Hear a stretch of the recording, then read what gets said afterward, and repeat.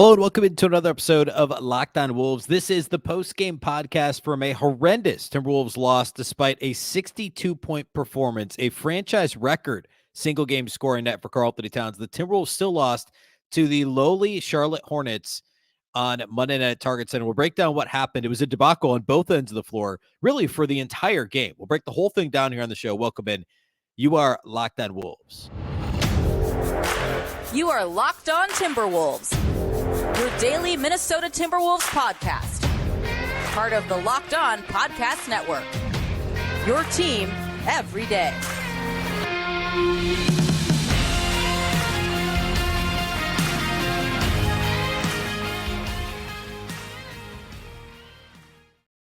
Hello and welcome to the Locked On Wolves podcast, part of the Locked On Podcast Network, your team every day. My name is Ben Beecken. I'm the host of Locked On Wolves. Today's episode is brought to you by FanDuel. Make every moment more. Right now, new customers get $150 in bonus bets guaranteed when you place a $5 bet. Visit FanDuel.com/LockedOn to get started. Happy Tuesday, everybody. It's a not so happy Tuesday in Timberwolves land after a embarrassing loss, an embarrassing collapse on Monday night at Target Center. This is the post-game podcast. We're going to break down the Wolves' loss to the Hornets. Lots to get to in this one, and plenty of online discourse. There always is, right? But there's a lot to be said after this one. I want to respond to some of that, kind of give my overall thoughts on this game and where, who's taking the blame for this one, right? That's what everybody wants to do. They want to assign the blame. So I'm going to do my best to kind of parse that a little bit here off the top. A big thank you, first of all, though, for making Locked On Wolves your first listen every day. Of course, this show is free and available everywhere, including YouTube, as well as all of your favorite audio platforms. Wherever you like to listen to podcasts, you can find Locked On Wolves. You can also watch on the Locked On Sports Minnesota app on both Roku and Amazon Fire TV. And you can follow on X at Locked On T Wolves and also at Beecken with two B's, two E's, CKEN. All right, so if you're listening or watching this, you know what happened. We don't need to go blow by blow here, but let me kind of set it up. So Charlotte comes into this game 9-31. And as we detailed in the preview show on Monday or at the end of Monday's show when I previewed the matchup, they're a bottom 5 offense, they're a bottom 2 defense, and are almost historically bad defensively, if not for the truly historically bad Indiana Pacers defensive team. They're like, yes, LaMelo Ball is back healthy. This is the 20th game out of 41 he's played in. So he's played a little less than half, just under half the Hornets game. So he's going to make a big difference to their offense. True. No Gordon Hayward, no Nick Richards, a couple of guys missing. The Wolves had Mike Conley sitting out. Anthony Edwards was questionable, apparently truly questionable for this game with an illness. So, some excuses or not excuses, some notable absences, influences on both sides. This is still not a game the Timberwolves should have ever let's just say it this way. The Charlotte Hornets should not have scored 128 points on the league's best defense. That was only missing Mike Conley. That's the number one thing. Of course, the headline here is, Karl-Anthony Towns scores 62 and the Timberwolves lose the game. It's all Cat's fault. That's what NBA Twitter wants. That's what it feels like a segment of Wolves Twitter wants. It is. And yeah, there's a lot of ammo there. It doesn't look good, right? You score 62, you get hacked legitimately on the second to last offensive possession, and then airball the 3 on the final offensive possession. You spend all the time in between complaining to the officials. There's lots of ammo for that. And I get it. I've watched, virtually every minute that Karl-Anthony Towns has played in the NBA, and I get it. I understand it. It's too much. The complaining, the flopping, at times the empty statistics. There is something to that, I do believe. However,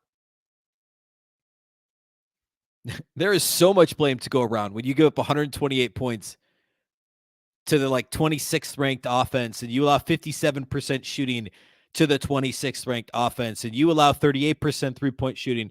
You turn it over 13 times. Granted, half of those were Cat. But hey, where do we want to assign the blame here? Do we want to blame the guy who scored 62 points? Is it his fault that this team lost? I think that And I don't know. I'm admittedly building a bit of a straw man here. I'm like, but not really. I mean, like there are people that are arguing that, right? Like I mean, you can find that.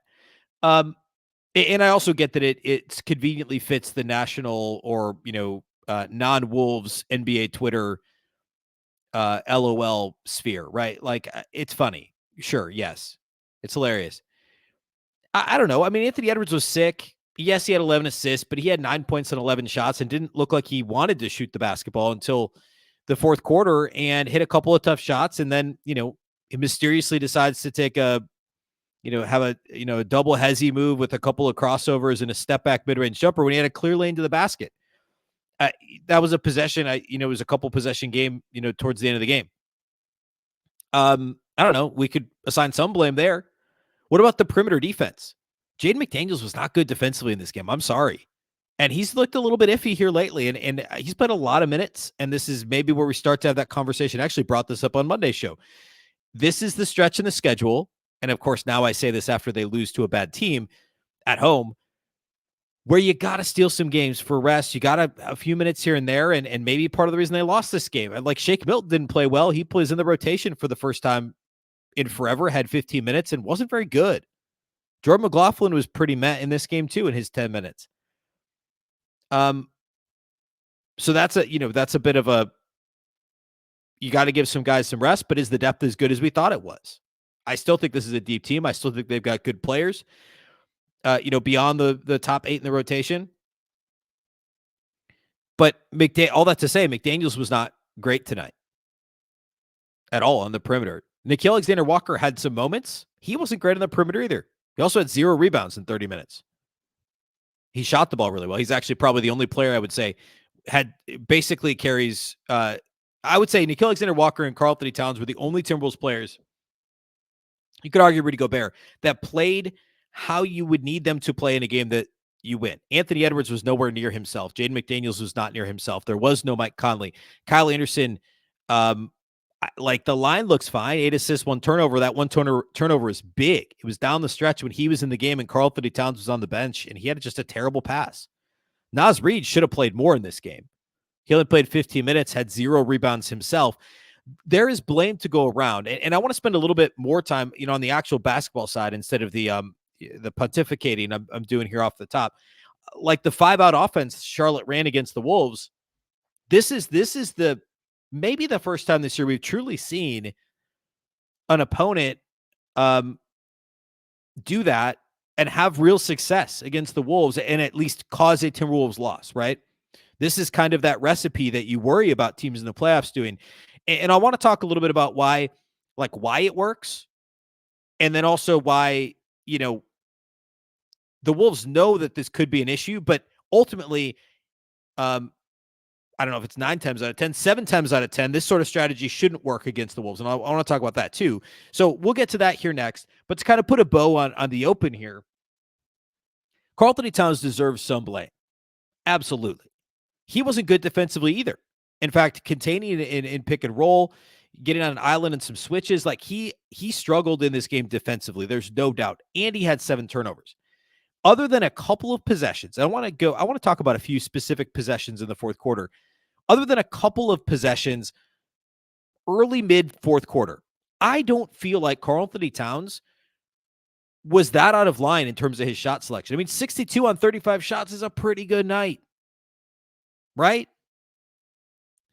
I think it had every bit as much to do with the rest of the team being so bad offensively and so stagnant offensively that Karl-Anthony Towns was still your best option. I mean, obviously, the man scored 62 points, but he was still your best option to try and find offense, late in the game. A couple things I want to do next. I want to talk about the final possession and why I think Karl-Anthony Towns did the right thing, and I agree with Chris Finch's play call. I know that that's another controversial thing. I'll explain that. And then I want to talk about early fourth quarter and like, hey, when things started to go bad, it wasn't Cat's fault. There was a lot of other stuff going on. So I want to do all that. And I want to get into individual studs and duds, although this game's a little bit weird for that. One more thing though.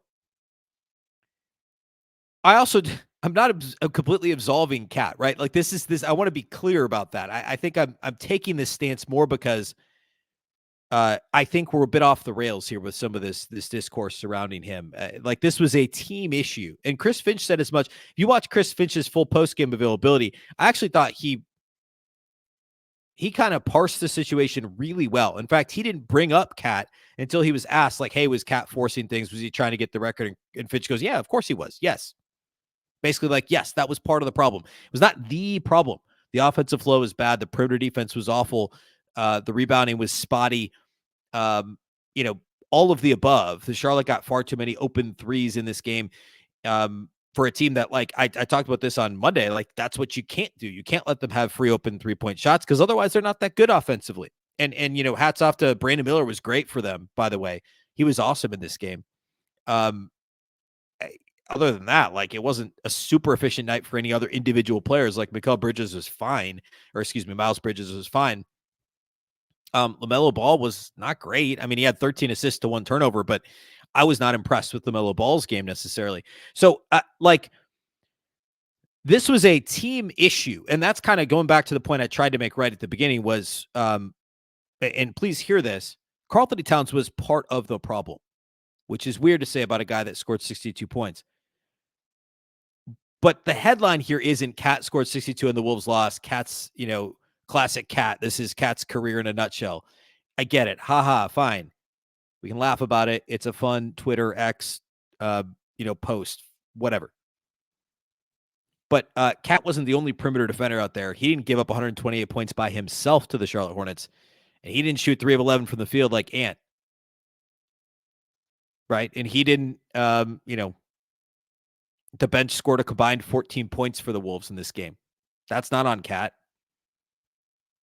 There's plenty of blame to go around here. And I don't want that to get lost. All right. I want to talk, like I said, about the last possession. I want to talk about the first few possessions of the fourth quarter. And that's kind of how we'll spend the next portion of the show here coming up next. Today's episode of Locked On Wolves is brought to us by our title sponsors over at FanDuel. The NFL postseason has just a couple of weeks left. We have Championship Sunday coming up this weekend, a couple of really good games on Championship Sunday. And then, of course, the big game a couple of weeks after that. So just 2 more weekends of pro football this year. There's still time to get in on the action with FanDuel, America's #1 sportsbook. Right now, new customers get $150 in bonus bets guaranteed when you place a $5 bet. That's $150 in bonus bets, win or lose. The app is so easy to use, and there are so many different ways to bet, like live same game parlays. Find bets in the new Explore tab. You can make a parlay in the Parlay Hub. It's the best way to find popular parlays and so much more. Visit FanDuel.com/lockdown and make your first bet a layup. FanDuel, official partner of the NFL.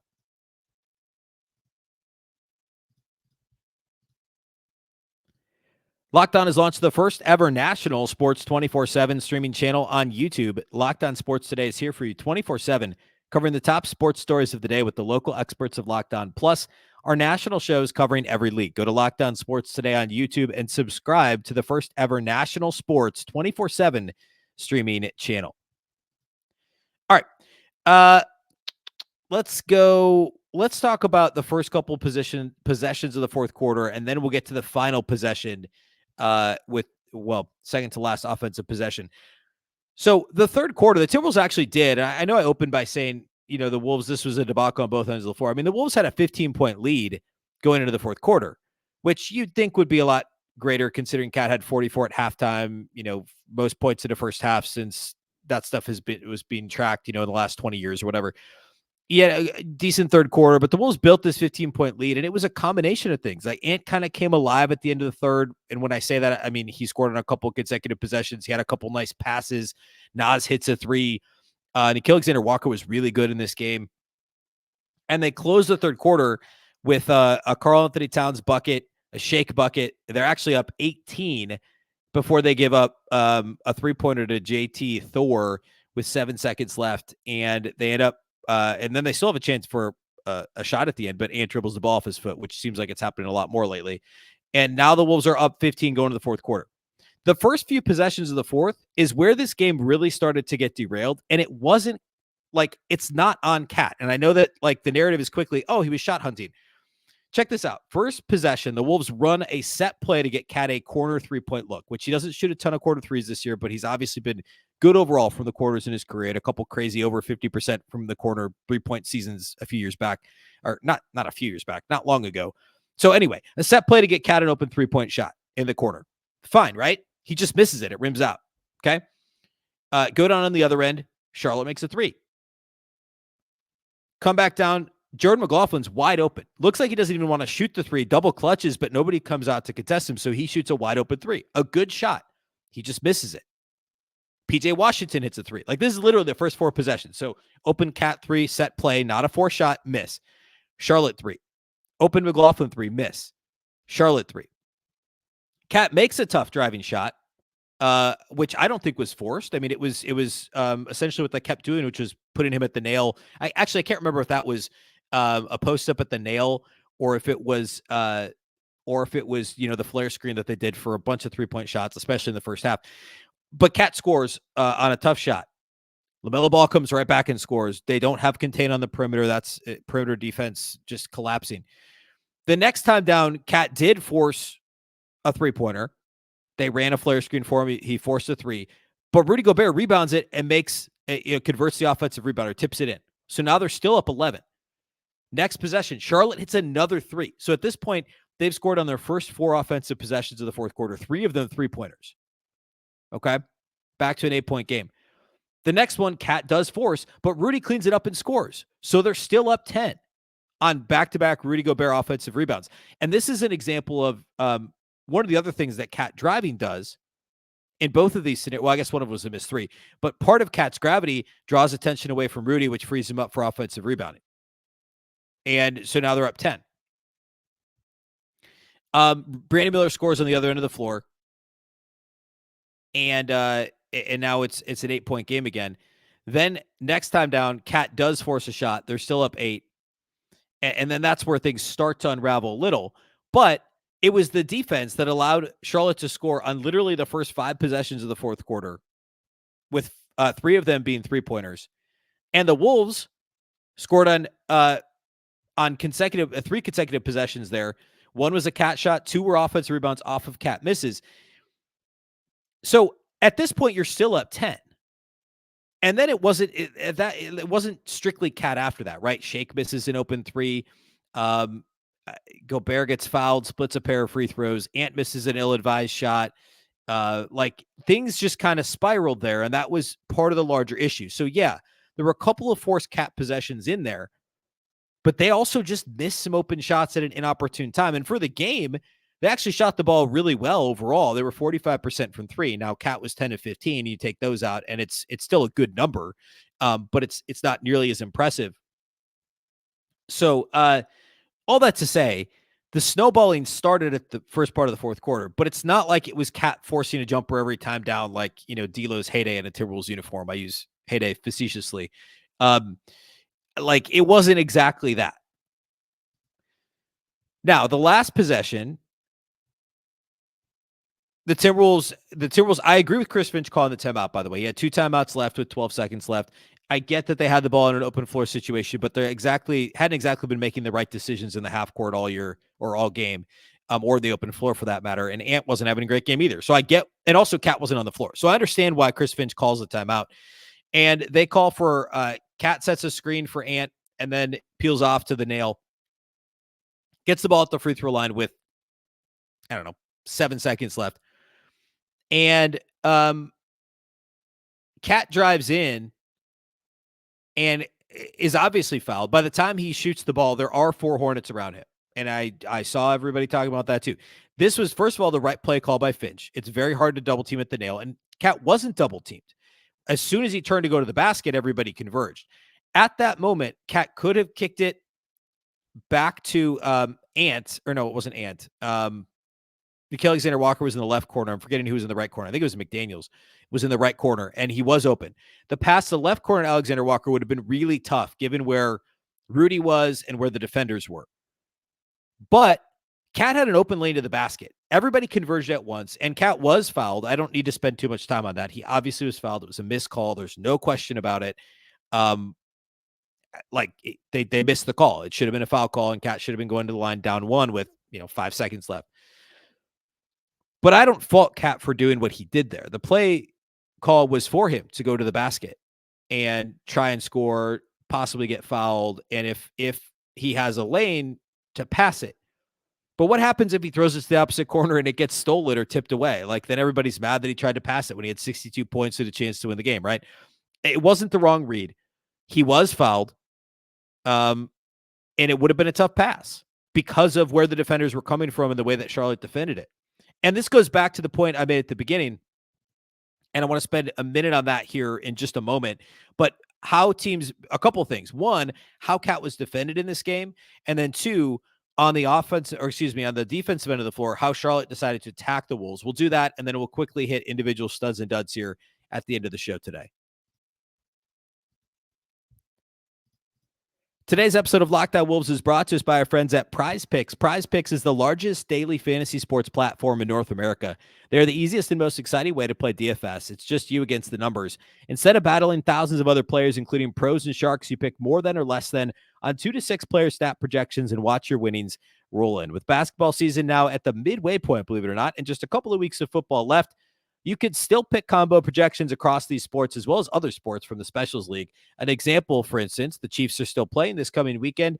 They play on Sunday. They play the early game in the divisional, the conference championships on Sunday. You could take LeBron James plus Travis Kelce at 10.5-point combo of 3-pointers made plus receptions, pick more than or less than, and watch your winnings roll in. You can also take advantage of the Prize Picks reboot policy. Your entries stay in play even if one of your players gets injured. For football and basketball, if you have a player who exits in the first half and doesn't return in the second, that player is rebooted. Prize Picks is the only daily fantasy sports platform with an injury insurance policy. Go to prizepicks.com/LockedOnNBA and use the code LockedOnNBA for a first deposit match up to $100. That's prizepicks.com/LockedOnNBA, code LockedOnNBA for a first deposit match up to $100. Prize Picks, daily fantasy sports made easy.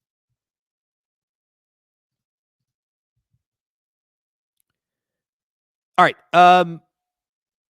So I guess let's start with how Charlotte defended Cat, and then we'll flip it and we'll go how the Timberwolves tried to defend Charlotte. So, early in the game, Karl-Anthony Towns was actually creating plenty of opportunities for teammates simply because the Hornets were so worried about Cat shooting. After he made those first couple of threes, he had 22 in the first quarter, I believe. And so Cat's gravity, which Chris Finch talks about all the time, is huge because they couldn't sag off of him. They had to commit somebody to him and pick and roll and pick and pop, really. And so he was setting screens and flaring out to the perimeter, and it was creating space for other guys, and he opened up some corner 3-point opportunities for Nickeil Alexander-Walker. It's part of the reason I was frustrated they didn't get the ball to Rudy Gobert more. And I know on Monday's show I complained about the Timberwolves trying to force too many lobs to Rudy because they have been lately. This was the perfect example where it probably wouldn't have been all too forced. I mean, Charlotte had a couple of guys taller than 6'8", maybe, that played in this game. And oftentimes they didn't have any size on the floor. And Rudy only had 6 shot attempts. 2 of them were off of offensive rebounds. So I think he only had 4 shot attempts that weren't off of his own offensive rebounds. He only had 6 shot attempts, made all 6 of them in this game. So I think a little bit more in terms of lobs to Rudy. Cat's gravity, I think, opened up some opportunities for that. The Wolves didn't take advantage of it. And towards the end of the game, Charlotte knew what Cat was doing, so they were just simply collapsing on him. And they were clogging up some passing lanes. I mean, Cat did end up with 7 turnovers in this game. And so, credit Charlotte for how they were defending that. And Cat's got to recognize some of that stuff earlier. But like that last possession's a perfect example of that, is they were just loading up and saying, okay, which is usually what teams do to Ant. And in this case, it was kind of flipped. Now, Ant clearly wasn't himself in this game either, but the way that Charlotte was defending this, there should have been more lob opportunities, either from Cat or from someone else to Rudy, or it was a pass to a 3, right? Just swinging the ball around the perimeter, Cat driving and kicking, and then swinging the ball to an open shooter. And we saw that a little bit. Jaden missed a 3 late. I think Alexander Walker did miss one late. They had some opportunities off of those passes from Cat, but there should have been more there. On the other side of the floor, real quick, Charlotte played, and I meant to get to this earlier in the show, but Charlotte was basically playing 5 out on offense, and because of their lack of size, and also trying to draw Rudy away from the rim, which of course is famously what the Clippers did a couple of years ago against the Jazz, and in the second round knocked the Jazz out, I think, in 5 games that year. And I've talked before on the show how so much of that was because the likes of Bogdanovich and Donovan Mitchell and Jordan Clarkson, were not exactly world beaters on the perimeter, and they couldn't stay in front of guys. So Rudy was trying to guard the paint and guard the perimeter. Well, this was kind of that, because McDaniels didn't have a good night guarding, and Alexander Walker didn't have a great night guarding, and Conley wasn't playing, and the point of attack defense was miserable for the Wolves in this game. And Chris Finch actually talked about this post game too. It's really the first time this year we've seen this work well against the Wolves. And Minnesota's mostly, I don't say punished, like they struggled against Dallas a little bit, an undersized Dallas team, and they did lose that game a couple weeks ago, but I didn't feel like that was quite the same animal the way that happened. They struggled to score against Dallas that night, and the Wolves didn't struggle to score against Charlotte in this game, but that was more just because of a lot of what Cat did early. Obviously, they struggled in the fourth quarter. But allowing these free runs to the basket, of course, then puts you in recovery, and then they're getting kickouts to open threes, and you're not closing out on time, et cetera. And it puts you a full rotation behind the whole possession, right? That's how good offenses get going. And Charlotte's not a good offense, but that's how offenses try to get going in general, right? Like you get dribble penetration and the whole thing can break down.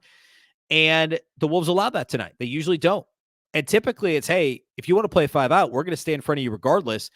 And if you do get past us, it's going to be, by the time you do that, Rudy's going to be waiting for you at the rim. And the rest of our perimeter is going to rotate to cover Rudy's guy. We're going to X out. We're going to close out to the corner. Like the whole thing normally works for Minnesota, but it breaks down when you can't stop the ball. And that's what happened in this game. And like, I'm not long-term concerned about this, because obviously the Wolves have done it for 41 games coming into this one. And by and large, been really good in terms of perimeter defense. So I don't think suddenly they don't know how or aren't going to be able to do it the rest of the year. And not having Conley certainly hurts. But it can't become a habit. And that's where I go back to one of the points I made early in the first segment, which is, can we still some rest here and there for guys like McDaniels, or at least less minutes? Instead of 35, 38 minutes, let's go 30, 32 minutes. Give some run to Troy Brown Jr., who's a capable perimeter defender. I know he's not McDaniels, but with 10 minutes of Troy Brown Jr. now and 10 less minutes of Jaden McDaniels now, allow Jaden to play better and at a higher level, or more minutes at a higher level late in the regular season and into the playoffs. If that's the case, it's an easy answer, right? The drop off from McDaniels to Troy Brown in the regular season against a team like a Charlotte or a Washington or a Brooklyn, who are upcoming this week on the schedule, is not great enough that would deter me from doing that if I were Chris Finch. So all that to say, that was kind of what happened here. You know what? I'm not going to do individual studs and duds. This is a pretty easy one. Like, I mean, I'll rattle them off real quick. Cat obviously is a stud. I know that there were issues. I've spent a lot of the show kind of digging through that. Give Rudy a stud for this game. 13 and 11, no turnovers, 6 of 6 field goals. Nickeil Alexander-Walker was the only other player deserving of a stud. 18 points on 6 of 9 shooting, 4 of 6 outside the arc. I mentioned no rebounds, not great defensively, but what do you want me to, like, nobody else played all that well in this game. It was basically Cat, Rudy, and Nah. Nobody else was impressive to me in this game. Jaden, 9 points on 9 shots, poor defense by his standards. Ant, 9 points on 11 shots. Yeah, 11 assists are great and important when Conley doesn't play, but he looked disinterested offensively, well, really on both ends until late. And then I mentioned that terrible shot he took. Like, not a great Ant game. It just wasn't. I don't really have duds. I only have those 3 studs. Nobody else played well for Minnesota. I did want to touch on the box score from this game and a couple of box score stats. I'll throw those up on YouTube. Minnesota allowed 57% field goal shooting to the Charlotte Hornets, who were, I believe, 26th in offensive rating coming in. They allowed 14 of 37 three-pointers, which is 38% to Charlotte in this game. Not acceptable. Turnovers, Minnesota was a -3 in that category. They were only a +1 against a diminutive Hornets team. And they did get to the line a little bit more. That was fine. And overall in the paint, they were okay, but you needed to be better. That margin needed to be greater in this game. And really, I just want to close with the Finch quote. Chris Finch said this after the game. This is a direct quote. He said, quote, "It was an absolutely disgusting performance of defense and immature basketball all the way through the game. We can close with how I started. You can't give up 128 points to the Charlotte Hornets. You just can't." And we'll spend a little more time on this Wednesday because I feel like this was a downer, a downer of a post-game pod for sure. So I'll talk about this more Wednesday, and I mentioned it last week after they lost a game. But does this team have issues? Sure, every team does. Still the best team in the West record-wise, and still only the second time this year this team has lost 2 games in a row. And we'll spend more time on this Wednesday, but Denver lost like 6 of 8 at one point in March last year. There's a lot of time to figure some of this stuff out. No, they don't have a cushy place, atop the Western Conference. They might slide a spot or two. It's not the end of the world. As long as there's some progress made, and perhaps the road trip, I don't know, it would be good. It would be good. Maybe some more guys will get some run in this back-to-back this week. They're obviously winnable games, which wasn't a scary thing until literally now, like tonight. Otherwise, they were basically only losing to good teams for most of the season. So, I don't feel like the sky is falling. I really don't. Like, go back and look, by the way. Like, look at all the Wolves' losses this year. They haven't lost to another bad team. They haven't. All of these losses, I know they've lost more recently, but it's because of the gauntlet, right? Their most recent losses, OKC, Boston, 2 of the best 4 teams in the entire league. Dallas, with both Kyrie and Luka. Pelicans with Zion and Ingram and McCollum. The Knicks loss was a bad one, but the Knicks are a good team. Another Thunder loss. Sixers with Embiid. Pelicans with Zion and Ingram. Like, this is the first bad loss since the Hawks loss. Like, bad in terms of the team, the opponent they're losing to. So, they've been asking for it for a while. They didn't play well against the Pistons. They didn't play well for chunks of the game against the Grizzlies. I get it. But we're not to sky is falling territory. We're just not. So hopefully Wednesday's show, not hopefully, I'll bring a bit more positivity to Wednesday's show. And we'll also preview the matchup with the Wizards. We haven't seen the Washington Wizards and old friend Tyus Jones yet this year. So we'll talk about that on Wednesday's show. And I'll give a bit more context to why there's, I don't want to say no reason to be worried, but like, we're not in like truly be worried territory for this Wolves team. We're talking about, two consecutive losses for the second time this year, and we're nearly done with January. So again, the sky is not falling. All right, that's all we have for you today here on the show. A big thank you for listening and for making Locked On Wolves your first listen every day. Of course, the show is free and available everywhere, including YouTube, as well as all of your favorite audio platforms. Wherever you like to listen to podcasts, you can find the show. You can also watch on the Locked On Sports Minnesota app on both Roku and Amazon Fire TV, and you can follow on X at Locked On T-Wolves and also at Beecken with 2 B's, 2 E's, C-K-E-N. Of course, the Locked On Wolves podcast is part of the Locked On Podcast Network. Remember, the Locked On Network is your local experts on all the biggest stories. Once again, I'm Ben Beecken. This is the Locked On Wolves podcast, and we'll catch you next time.